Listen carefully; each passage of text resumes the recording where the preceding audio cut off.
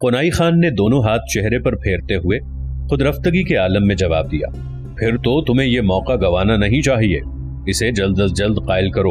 اس نے تو کئی سرداروں کو باضابطہ آمد کی دعوت دے ڈالی ہے، کہیں ایسا نہ ہو کہ منگول اپنی عبادت کے چکر میں الجھ کر تفرقے کا شکار ہو جائیں۔ دشمنوں کا خون بہانے والے اپنوں کی گرہ میں گانٹیں لگانے لگیں، دشمنوں کا خون بہانے والے اپنوں کی گردنیں کاٹنے لگیں۔ من کا آنا حقیقتاً دغبازائی کے فیصلے سے خوفزدہ دکھائی دے رہا تھا۔ قنائی خان اپنے سسر کی بات سن کر سوچ میں پڑ گیا، اس کے ماتھے کی شکنیں گہری ہونے لگی۔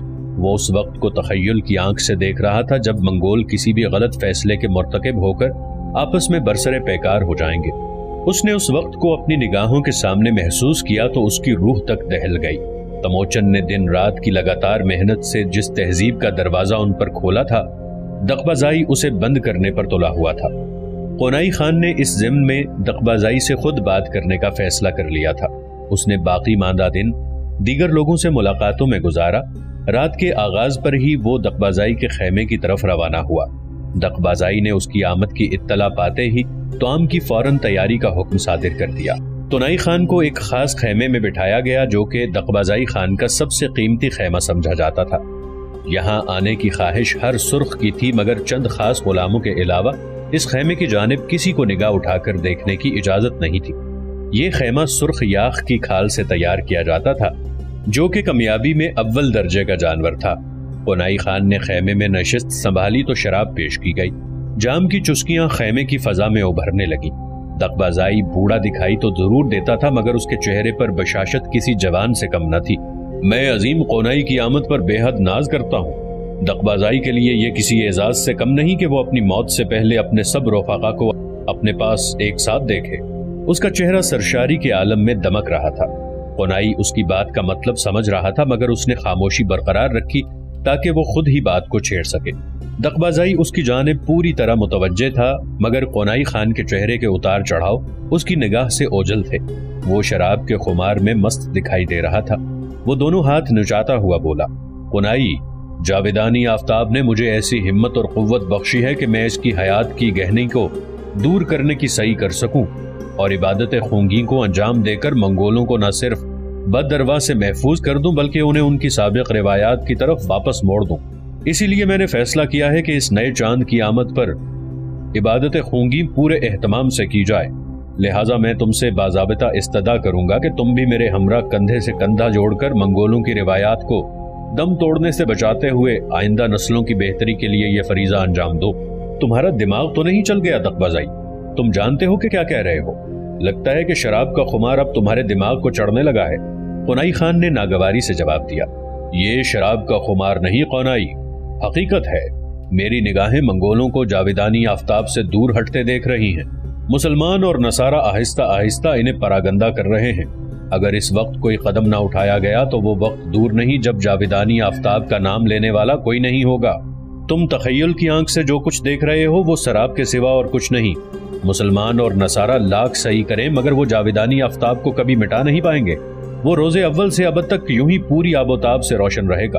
تم خوش فہمی میں مبتلا ہو قنائی، ہوش کے ناخن لو۔ کیا تمہاری آنکھیں دیکھ نہیں رہی کہ مسلمان اور نصارہ ہمارے بچوں کو اپنی جانب کھینچ رہے ہیں؟ ہمارے بچوں کی منگول روایات سے لا علمی ان لوگوں کے لیے کامیابی بنتی جا رہی ہے۔ دشت قیچاق سے لے کر خوارزم تک جتنے منگول موجود ہیں ان کے بچوں کی اکثریت تیزی سے حلقہ اسلام میں داخل ہو رہی ہے۔ ایلخانی سلطنت میں نصرانی چھاتے جا رہے ہیں۔ اگر اب بھی کوئی ٹھوس قدم نہ اٹھایا گیا تو وہ قوم جو ہماری تلواروں نے بٹھا دی تھی، جن کے مستقبل کو ہم نے اپنے گھوڑوں تلے رون دیا تھا اور جنہیں غلامی کا بدترین طوق پہنا دیا گیا تھا، وہ بیدار ہو جائے گی اور منگولوں کو پھر سر چھپانے کے لیے جگہ ڈھونڈنا دشوار ہو جائے گا۔ مجھے اب واقعی یقین ہو چلا ہے کہ تمہارا دماغ واقعی خلل پذیر ہو گیا ہے۔ تم بزدل بنتے جا رہے ہو۔ تمہیں منگول کہلانے کا کوئی حق نہیں ہے۔ قنائی خان یکدم بھڑک اٹھا۔ خود کو قابو میں رکھو قنائی، میری باتیں تحمل سے سمجھنے کی کوشش کرو۔ سلطنت اور دولت ایک نہ ایک دن ہمارا ساتھ چھوڑ جائے گی۔ تموچن کی مثال لے لو، اس کی موت کے بعد کیا کچھ نہیں ہوا۔ خاقان اعظم نے نہ صرف مسلمان اور نصارہ کو اعلیٰ عہدے دے کر انہیں امان عطا کر دی، ماضی میں منگول سلطنت میں کبھی مسلمان مستقل رہائش پذیر نہیں ہو سکے تھے، اب ان کے بڑے بڑے محل نما مکانات ہیں۔ دغبازائی، تم حالات کو توڑ مروڑ کر پیش کر کے واقعی دوسروں کو بدزن کر سکتے ہو، مگر مجھے نہیں۔ میں بخوبی سمجھ رہا ہوں کہ تم اپنا مطلب نکالنے کے لیے منگولوں میں منافرت پیدا کرنا چاہ رہے ہو۔ منگول کل بھی عظیم تھے اور آج بھی عظیم ہیں، آنے والا کل بھی اس بات کی تصدیق کرے گا۔ میں اب اچھی طرح سمجھ گیا ہوں کہ تم اپنی فطری خونخواری اور سرداری چمکانے کی ہوس میں مبتلا ہو۔ عبادت خونگی کی انجام دہی کے پس پشت اصل مقصد صرف یہی ہے کہ تمام قبائل میں تمہاری عظمت کا اعتراف کیا جا سکے۔ قنائی نے اسے منہ توڑ جواب دیا۔ میری عظمت؟ تقبازائی استہزائیہ انداز میں ہنسا۔ قنائی، تم بات کو گھما پھرا کر میری ہی جانب کیوں لے آتے ہو؟ جب میں منگول قبائل کی بات کرتا ہوں تو تم اسے سمجھنے کی بجائے میری ذات میں الجھ جاتے ہو۔ میری ذات سے باہر نکل کر ٹھنڈے دماغ سے ذرا سوچو گے تو تمہیں میری بات اچھی طرح سمجھ آ سکے گی۔ تم اچھی طرح جانتے ہو عبادت خونگی کے قضیے کو چھیڑنے کا مطلب سراسر بغاوت بھی ہو سکتا ہے۔ قنائی خان نے متنبہ کیا۔ یہی سمجھ لو، میں منگولیانہ روایات کو بچانے کے لیے اقدام بغاوت سے بھی باز نہیں آؤں گا۔ میں قائن اعظم کے خلاف کچھ کرنے کے بارے میں سوچنا بھی گناہ سمجھتا ہوں، اس لیے تم مجھے اپنے ساتھ شامل نہ کرو۔ قنائی فیصلہ کن لہجے میں بولا۔ دغبازائی اس کے بگڑے ہوئے چہرے کی جانب غور سے دیکھنے لگا۔ اس کی آنکھوں میں درد سمٹ آیا تھا۔ تمہیں روایات سے کوئی دلچسپی نہیں ہے؟ ٹھیک ہے، میں تنہا ہی اس مقصد کو آگے لے کر بڑھوں گا۔ ممکن ہے کہ کچھ لوگ میرے ساتھی بن جائیں اور کچھ لوگ میرے دشمن ہو جائیں۔ اگر میں کامیاب ہوا تو ہر پل روایات کی حفاظت کا فریضہ انجام دینے میں کوئی کسر نہیں اٹھا رکھوں گا۔ اگر میں ناکام ہو گیا تو میری بات یاد رکھنا کہ آنے والی نسلیں جاویدانی آفتاب کو بھول جائیں گی اور ہر طرف دوسرے مذاہب کا ڈنکا بجنے لگے گا۔ دغبازائی کا لہجہ بے حد کڑوا تھا۔ قنائی خان نے رحم والی نگاہوں سے اسے دیکھا اور اٹھ کھڑا ہوا۔ وہ آنے والے وقت میں دغبازائی اور سرخ قبیلے پر کڑی آفت کے بادل دیکھ رہا تھا۔ نجم الدین ایوب ظہر کی نماز کی ادائیگی سے فارغ ہو کر اپنے محل کی جانب روانہ ہوا۔ وہ سیدھا محل پہنچا۔ آج چند حکومتی امور نے اسے ضرورت سے زیادہ تھکا دیا تھا، اس لیے وہ محل واپس لوٹ آیا۔ وہ دوپہر میں آرام کرنا چاہتا تھا۔ وہ کمرہ خاص میں داخل ہوا ہی تھا کہ اسے کسی نے عقب سے مخاطب کیا۔ اس نے گردن گھمائی تو اسے ابو خویلد کا چہرہ دکھائی دیا۔ کیا بات ہے ابو خویلد؟ آقا، ایک ضروری بات کرنا تھی۔ میں اس وقت خاصا تھک گیا ہوں، کیا ممکن نہیں کہ شام کو بات کی جائے؟ بات کی نوعیت میرے خیال میں سنگین ہے، اگر آپ ابھی نہیں سننا چاہتے تو شام کو صحیح۔ ابو خویلد نے مؤدب لہجے میں جواب دیا۔ کہو، میں ابھی سن رہا ہوں۔ آج صبح بیبرس نماز سے فراغت کے بعد محل سے باہر سیر کے لیے گیا تھا۔ اسے راہ میں جمال الدین المراحی کا ایک غلام ملا اور اس سے باتوں باتوں میں ایسا اشارہ ملا کہ اس کا مالک بیبرس کے حصول کے لیے کوئی شاطرانہ چال چلنے کا سوچ رہا ہے۔ بیبرس نے اپنی فطرت کے تحت اس غلام کو مزید کریدنے کی کوشش نہیں کی۔ بعد میں بیبرس نے واپس لوٹ کر میرے ساتھ بات کی تو میں نے اسے تسلی دی کہ ایسا کچھ نہیں ہوگا، مگر بیبرس نہ جانے کیوں مطمئن نہیں ہو پایا۔ اس نے استدعا کی کہ اسے چند گھنٹوں تک باہر جانے کی مہلت دی جائے تاکہ وہ حقیقت حال معلوم کر سکے کہ جمال الدین المراحی کیا گل کھلانے والا ہے۔ میں نے اس کے اصرار پر اپنے تئیں اسے باہر جانے کی اجازت دے دی، جس کے لیے میں معافی کا خواستگار ہوں۔ ابو خویلد نے گردن جھکا لی۔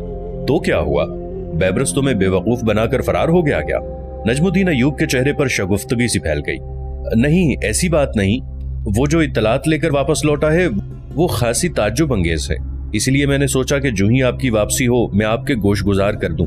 بیبرس کی اطلاع کے مطابق جمال الدین المراحی کا بیٹا جو کہ صیغہ احتساب میں صاحب دیوان ہے، اس نے آپ کے خلاف کوئی فرد بغاوت تیار کی ہے جو کہ جلد ہی سلطان عمرہ کے سامنے پیش کی جائے گی۔ جمال الدین المراحی نے اپنی حیثیت کا استعمال کرتے ہوئے قاضی القضاء پر بھی دباؤ ڈالا ہے کہ وہ آپ کو مجرم قرار دے کر سخت ترین سزا دیں۔ نجم الدین ایوب بے یقینی سے ابو خویلد کا چہرہ دیکھ رہا تھا، جیسے وہ کوئی انہونی بات کر رہا ہو۔ کیا تم پورے یقین اور وثوق سے کہہ سکتے ہو کہ بیبرس کی طرف سے فراہم کی گئی اطلاعات بالکل صحیح اور مصدقہ ہیں؟ جی ہاں، میں نے بیبرس کو بے حد قریب سے دیکھا ہے اور میں اچھی طرح جانتا ہوں وہ جھوٹ اور مکر سے سخت نفرت کرتا ہے۔ ٹھیک ہے، میں اپنے تئیں بھی اس بارے میں چھان بین کراؤں گا۔ اگر ایسا کچھ ہے تو پھر اس کے مطابق فیصلہ کیا جائے گا۔ ویسے مجھے حیرت ہے کہ اتنی کھچڑی پک رہی ہے اور میرے مخبر ابھی تک بے خبر ہیں۔ میرے خیال میں بیبرس کو ضرور کوئی غلط فہمی ہوئی ہوگی۔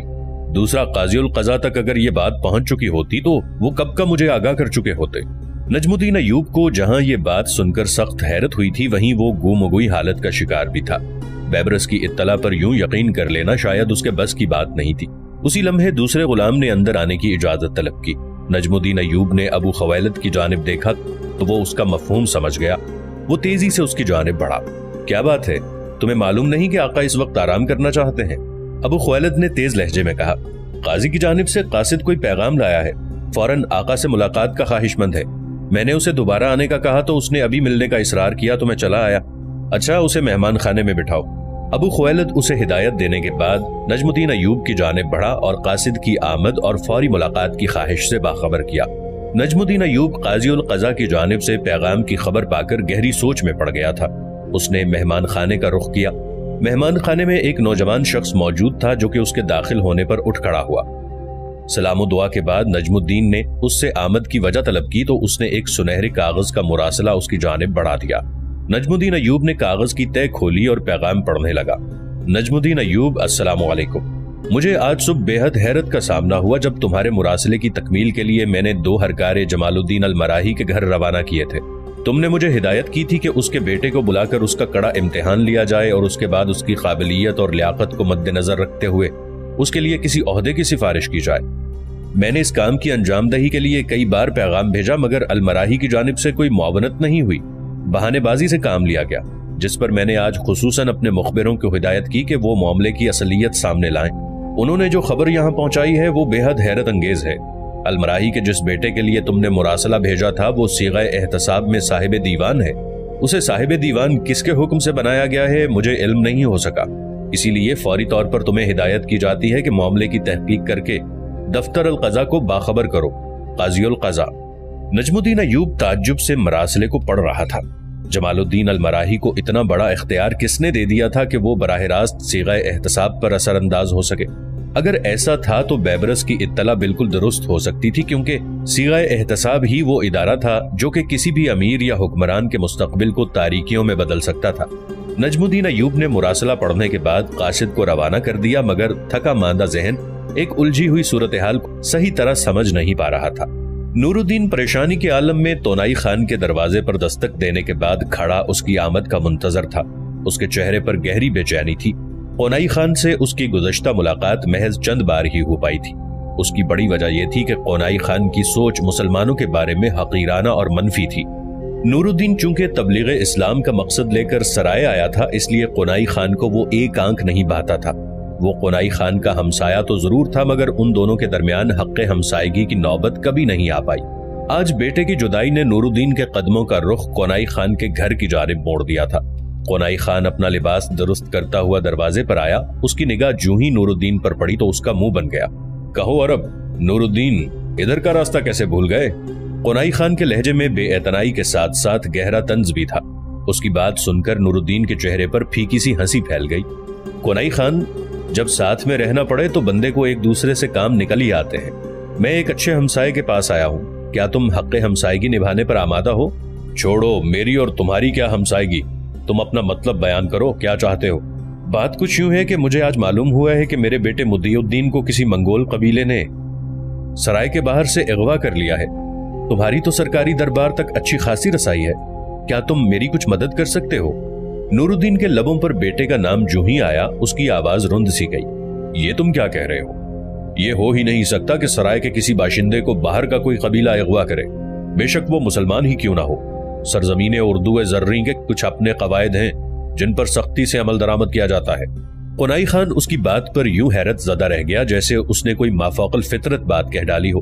उसका लहजा बेहद गैर यकीनी था। ये इत्तला जिस शख्स ने मुझे दी है, मैं उसकी सदाकत पर आंखें बंद करके यकीन करता हूँ। तोनाई खान, मेरी बूढ़ी आंखों में सच्चाई परखने की कुव्वत अभी बाकी है। मैं लफ्जों और मकालमों की गहराई में उतर जाया करता हूँ। मुझे तुम्हारी खूबियों से कोई सरोकार नहीं। मुझे सिर्फ ये बताओ कि तुम्हें किसने इत्तला दी कि तुम्हारा बेटा अगवा किया गया है। हो सकता है कि उसने खुद ही किसी जाती रंजिश पर उसे कत्ल कर डाला हो और तुम्हें अगवा की फर्जी कहानी सुनाकर हकीकत का रुख बदल दिया हो। तोनाई खान बेएतबारी से बोला। तोनाई खान, तुम सिर्फ ये वजाहत कर दो कि क्या तुम मुझे दरबार शाही तक पहुंचा सकते हो या नहीं। नूरुद्दीन उसकी बेएतमादी पर तड़प कर रह गया। नूरुद्दीन, तोनाई खान उसकी आंखों में झलकने वाली यासियत और रंजीदगी को महसूस कर चुका था। इस बार वो कदरे हमदर्दाना लहजे में गोया हुआ। अंदर आओ और सुकून से बैठकर मुझे सब तफसील से बताओ कि क्या और कैसे हुआ। तोनाई खान दरवाजे के पहलू में हट गया। नूरुद्दीन बोझल कदमों से चलता हुआ अंदर दाखिल हुआ। अगली साथ में वो दोनों एक छोटे से कमरे में पहुंच गए। वहां निहायत कीमती साजो सामान से ज़ेबाइश की गई थी। नूरुद्दीन की निगाहें जूं ही उस आराइश पर पड़ी तो दिल पर चोट लगती हुई महसूस हुई। एक तरफ तो बेटे की जुदाई का गम था तो दूसरी जानिब वो ज़ेबाइश थी। उसकी आंखें भीग सी गई। वो सामान अपनी अलग ही कहानी सुना रहा था। وہ ماضی میں شاید کسی اعلیٰ ذوق کے حامل مسلمان رئیس کے گھر کی زینت رہ چکا ہوگا۔ یقیناً یہ سامان منگولی حملوں اور لوٹ مار میں بطور مال غنیمت اس کے ہاتھ لگا ہوگا۔ بیٹھو نور الدین، اس کی سماعت سے ایک آواز ٹکرائی۔ نور الدین نے قریب ہی موجود ایک نشست سنبھال لی۔ قنائی خان نے دروازے میں کھڑے ہو کر کسی کو قہوہ لانے کی ہدایت کی، پھر وہ اس کے قریب آ کر بیٹھ گیا۔ اس کی سوالیہ نگاہیں مسلسل نور الدین کے چہرے پر مرتکز تھیں۔ نور الدین نے اسے اپنی جانب متوجہ دیکھ کر اپنی بات کا آغاز کیا۔ ہوا کچھ اس طرح کہ چند ماہ بیشتر ایک منگول نوجوان میرے بیٹے مطیع الدین کا دوست بن گیا۔ وہ بلا تکلف گھر میں آنا جانا شروع ہو گیا۔ میں نے جب اسے دیکھا تو اس کے چہرے پر چھائی ہوئی معصومیت نے میرا دل بھی مول لیا۔ میں نے اسے اپنے گھر میں آنے جانے کی اجازت دے دی۔ کچھ دنوں بعد وہ میرے بیٹے کے ہمراہ شکار کے لیے نکل گیا۔ وہ دونوں ایک دو روز بعد واپس آیا جایا کرتے تھے۔ میں مطمئن تھا کہ اس طرح میرا بیٹا آنے والے دنوں میں اس ریاست میں خود کو اجنبی محسوس نہیں کرے گا۔ قنائی خان اس کی بات پر پہلو بدل کر رہ گیا۔ وہ مسلمانوں کو اپنی سرزمین میں سے باہر نکالنے کا خواہش مند تھا، مگر نور الدین مستقبل میں بھی یہیں بسنے کی بات کر رہا تھا۔ نور الدین اس کے چہرے کی کیفیت سے بے خبر بولے جا رہا تھا۔